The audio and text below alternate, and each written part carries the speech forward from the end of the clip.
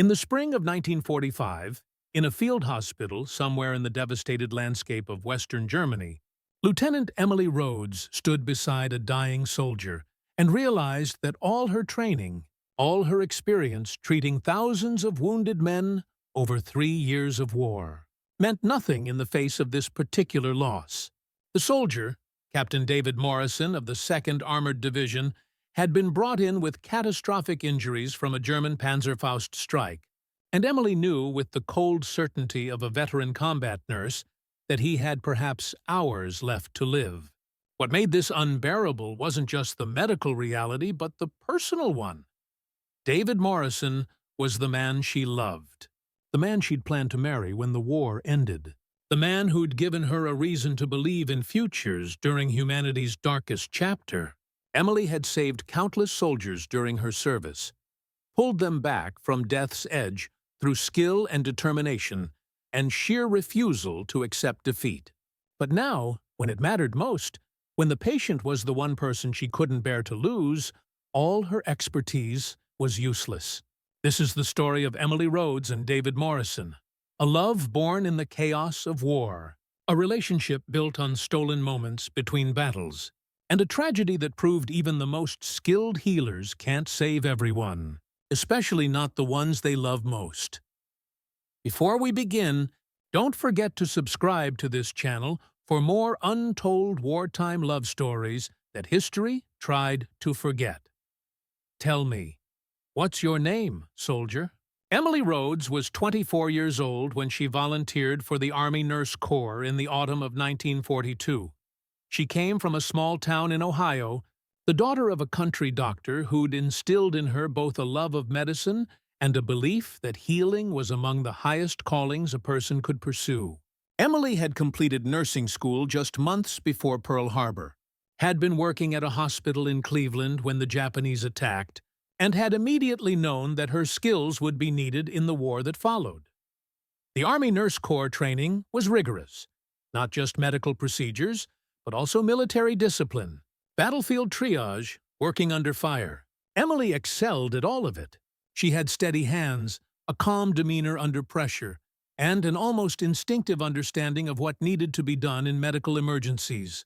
Her instructors marked her as someone who would thrive in combat conditions, someone who could make life or death decisions in the chaos of battlefield medicine.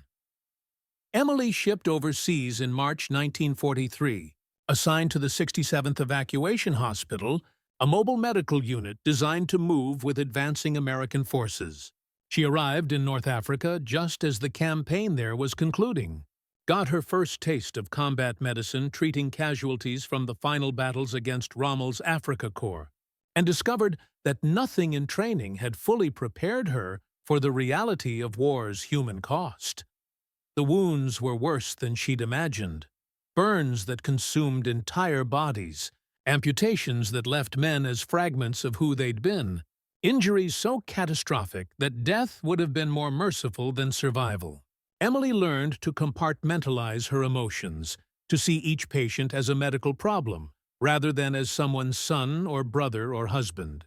It was the only way to function, the only way to make the impossible decisions about who could be saved and who was beyond help.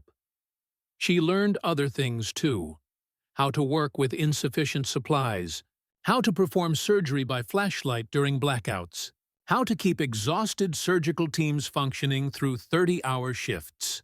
She learned the sounds of incoming artillery, the difference between German and American aircraft engines, the smell of gangrene and the visual signs of shock, and the 1,000 small indicators that separated patients who'd make it from those who wouldn't. By the time the 67th Evacuation Hospital moved to Italy for the invasion of Sicily in July 1943, Emily had been transformed. The idealistic young woman who'd left Ohio had been replaced by a hardened combat nurse who'd seen more suffering in 4 months than most people witnessed in lifetimes. But she'd also discovered something unexpected. She was good at this work. Not just competent, but exceptional. She had a gift for battlefield medicine, for making quick, accurate assessments, for keeping patients alive against impossible odds. The hospital moved with American forces through Sicily, up the Italian peninsula, treating casualties from some of the war's most brutal fighting, Salerno, Monte Cassino, Anzio. Emily saved hundreds of soldiers during those campaigns, worked miracles with limited resources, earned a reputation among the medical staff as someone you wanted treating you if you were badly wounded. But the work took its toll. Emily watched men die despite her best efforts.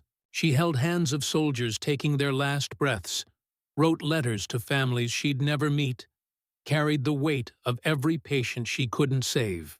She developed the same 1,000-yard stare that combat infantrymen got. That look that said she'd seen too much, absorbed too much trauma.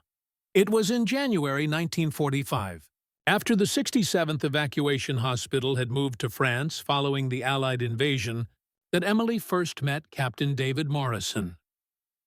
The hospital had been established in a former French military barracks near the town of Metz, treating casualties from the American push toward the Rhine. David Morrison arrived on a cold January morning, not as a patient, but as a liaison officer from the 2nd Armored Division, coordinating medical support for an upcoming offensive.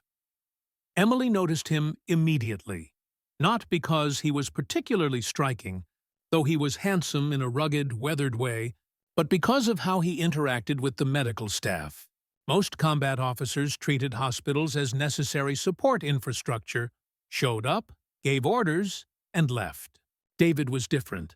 He listened to the doctors and nurses, asked intelligent questions about medical capabilities and limitations, genuinely tried to understand how his division's operations would impact the medical system.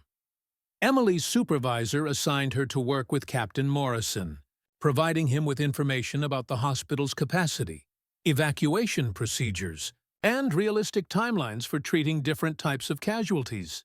They spent hours together over several days, David learning about battlefield medicine, Emily learning about armored warfare, and the specific injury patterns tank crews sustained. They discovered unexpected common ground. David had been a high school teacher before the war, taught history and literature in a small town in Pennsylvania. Emily had always loved reading, had dreamed of becoming a writer before choosing nursing. They talked about books, Hemingway and Steinbeck, Fitzgerald and Dos Passos, finding shared literary passions amid discussions of casualty rates and medical supplies. David had been in Europe since D-Day, had fought through the breakout from Normandy, the liberation of Paris, the bitter winter campaign. He'd seen friends killed, commanded men who didn't come back, carried the same weight Emily carried, the responsibility for lives under impossible circumstances.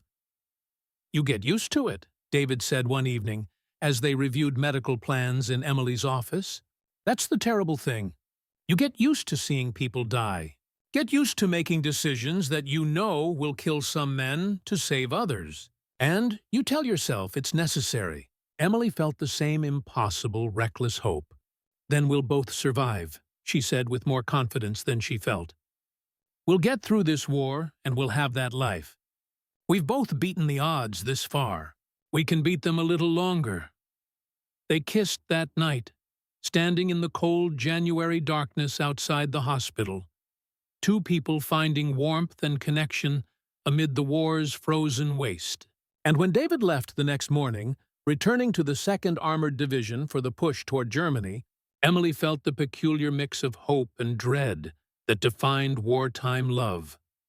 The belief that somehow they'd both make it through, shadowed by the knowledge that war respected no one's dreams. Over the following months, as winter turned to spring and Allied forces pushed deep into Germany, Emily and David maintained their relationship through letters and occasional brief reunions when David's division was near enough to the hospital for him to visit. The letters revealed two people desperately trying to hold on to something good while surrounded by humanity's worst. David wrote about the grinding advance into Germany, the fanatical resistance from German troops defending their homeland, the horror of discovering concentration camps, the strange mix of triumph and exhaustion as victory became inevitable. Emily wrote about the endless stream of casualties, about treating German prisoners alongside American soldiers, about the moral complexity of healing men who'd been trying to kill each other hours earlier. But they also wrote about their dreams for after the war. David wanted to return to teaching, maybe write the novel he'd always planned. Emily wanted to work with veterans, help soldiers transition back to civilian life. They talked about where they'd live, maybe Pennsylvania near David's family, maybe Ohio near Emily's, maybe somewhere entirely new where they could start fresh without the ghosts of their wartime experiences. In late March 1945, David managed a 2-day leave and came to visit Emily. The hospital had moved forward again, now located in a German town near the Rhine that had been captured weeks earlier. David and Emily spent those 2 precious days together, walking through the ruins, talking about everything and nothing, making love in Emily's quarters while artillery rumbled in the distance. On the second evening, sitting in a destroyed church that somehow still had one standing wall, David proposed. The ring was simple, fashioned from a piece of aircraft aluminum by one of his tank mechanics, polished until it shone like silver. "I know we should wait until after the war," David said. "I know we should do this properly, with families present and a real ceremony.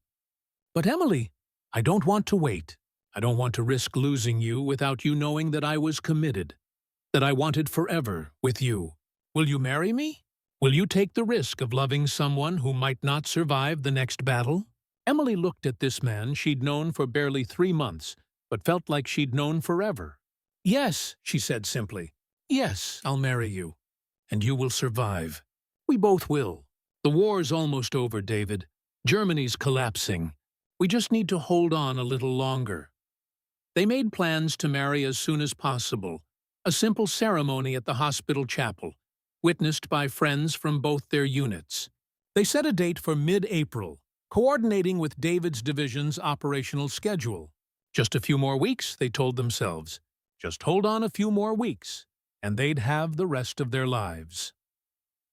David returned to his division on March 29th, promising to be back for the wedding on April 15th. Emily watched him drive away in his Jeep, joining a convoy heading east toward the Rhine crossings, and felt the same mix of hope and anxiety that had become constant companions. Just a few more weeks. They could both survive a few more weeks.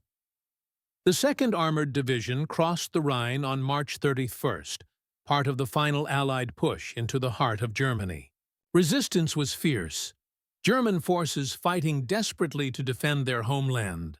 Hitler Youth pressed into service alongside exhausted Wehrmacht veterans, pockets of fanatical SS troops fighting to the death. David's tank battalion was advancing toward the Elbe River when, on April 12, 1945, they encountered heavy resistance from a German strongpoint.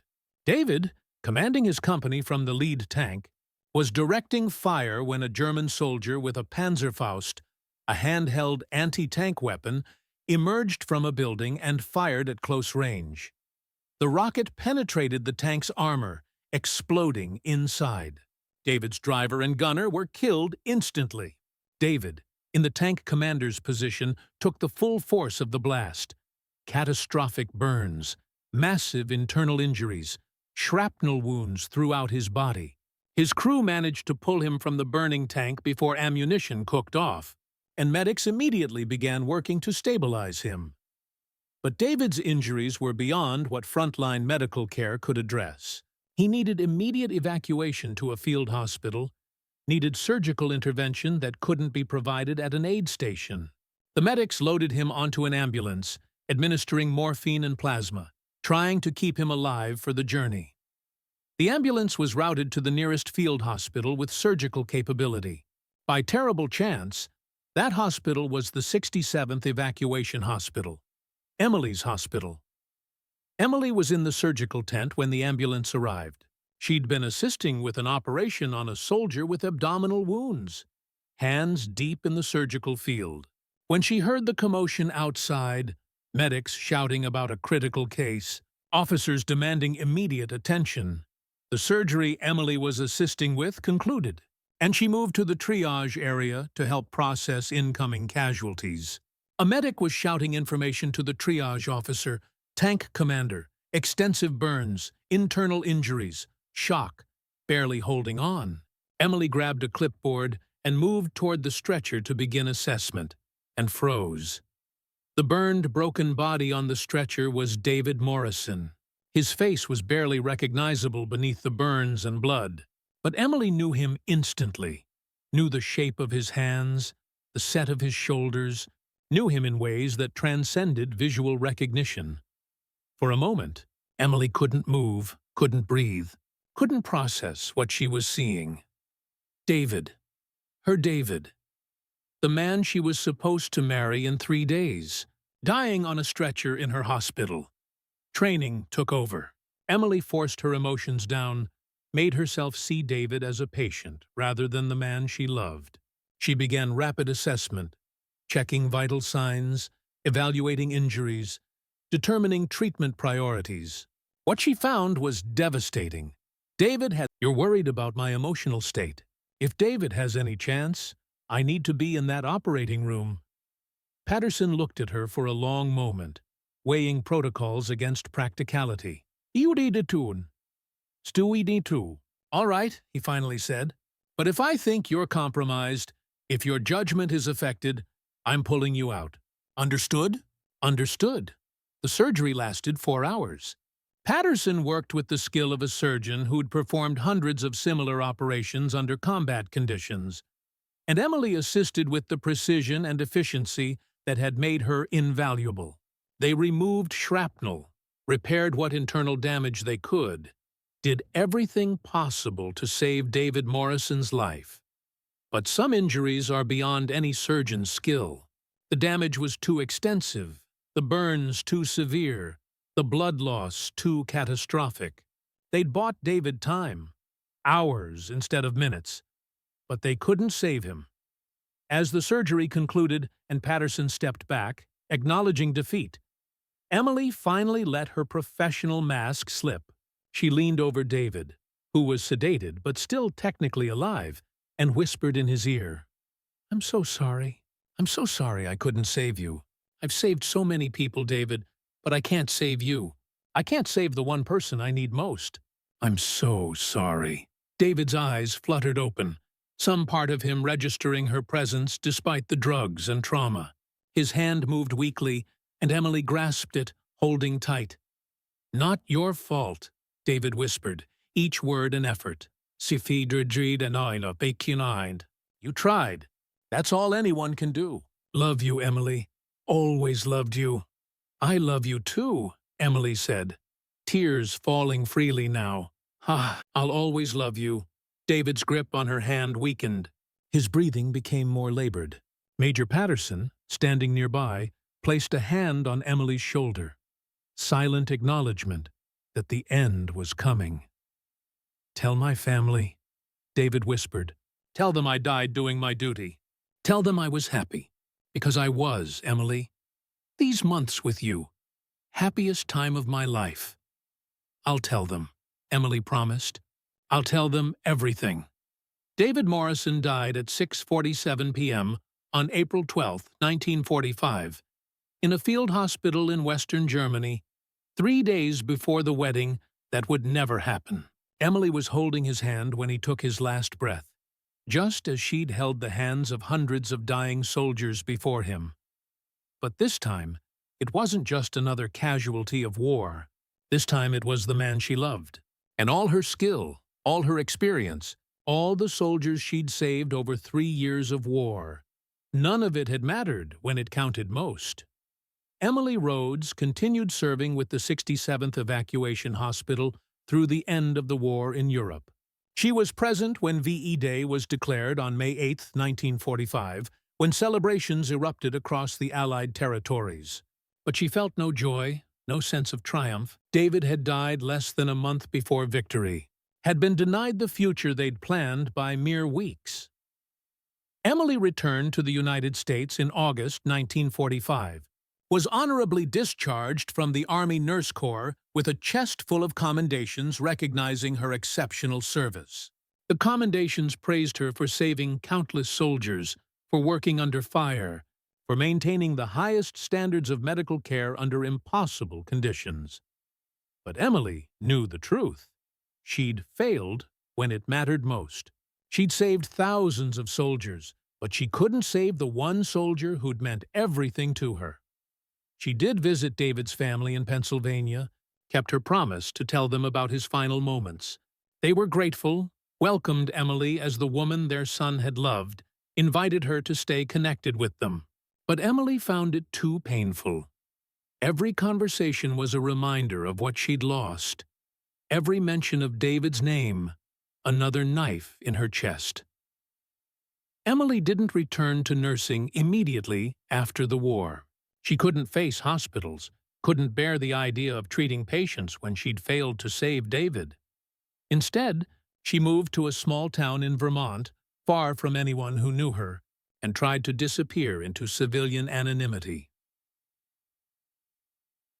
For 2 years, Emily worked odd jobs, waitressing, clerking in stores, anything that didn't remind her of medicine or war. She lived alone, spoke to no one about her service, tried to forget the war years entirely. But in 1947, she received a letter from Major Patterson, her former commanding officer. Patterson had opened a veterans hospital in Philadelphia, was working with soldiers suffering from physical and psychological trauma from the war. He needed experienced combat nurses, people who understood what these men had been through. He specifically wanted Emily, knowing her skills and her compassion. "I know you've been trying to forget," Patterson wrote, "but Emily, these men need you. They need someone who understands what they've endured, who can treat not just their wounds, but their souls. You saved thousands during the war. Don't stop now! Honor David's memory by continuing to heal." Emily read that letter 3 times, feeling something shift inside her. Patterson was right. She'd been running from her failure to save David, had let that one loss overshadow all the soldiers she had saved. But David wouldn't have wanted that. David had loved her because she was a healer, because she refused to give up on people. Emily returned to nursing in the spring of 1948, joining Patterson's Veterans Hospital. She spent the next 40 years working with wounded veterans, helping them heal physically and emotionally, applying everything she'd learned during the war. She specialized in treating amputees, soldiers who'd lost limbs and needed to learn how to navigate a world that wasn't built for them. She never married. The aluminum ring David had given her remained on her finger for the rest of her life. When people asked about it, she'd say simply, "I was engaged once during the war. He didn't make it home." Emily became renowned in veterans medicine, published papers on treating combat trauma, trained new generations of nurses in caring for wounded soldiers. Thousands of veterans passed through her care over 4 decades, and she saved countless lives, continued the work she'd started during the war, honored David's memory by healing the soldiers who'd survived the battles he hadn't. In 1988, at age 70, Emily finally retired. She moved back to Ohio, to her hometown, and spent her final years writing. She wrote about her experiences during the war, about battlefield medicine and the soldiers she'd treated. But she also wrote about David, about their brief love and his death, about learning to live with loss. Her memoir, published in 1990, was titled "The Ones We Couldn't Save." It became a bestseller, resonating with readers who understood that healing professions carried a special burden. The weight of every patient you lose, the question of whether you did enough, the guilt of surviving when others didn't. Emily died in 1995 at age 77. Her funeral was attended by hundreds, veterans she'd treated, nurses she'd trained, family members of soldiers she'd saved. They came to honor a woman who'd dedicated her life to healing, who'd saved thousands despite carrying the grief of the one soldier she couldn't save. Emily Rhodes was buried beside her parents in Ohio. On her headstone, beneath her name and dates, is a simple inscription: Army Nurse Corps, 1942–1945, she saved thousands. She loved one. She never forgot either. And beside her name, etched in stone, is another name. Captain David Morrison. 1918–1945. They were never married in life, but in death, Emily arranged to have his name beside hers, united at last in the way they'd been denied by war. The story of Emily Rhodes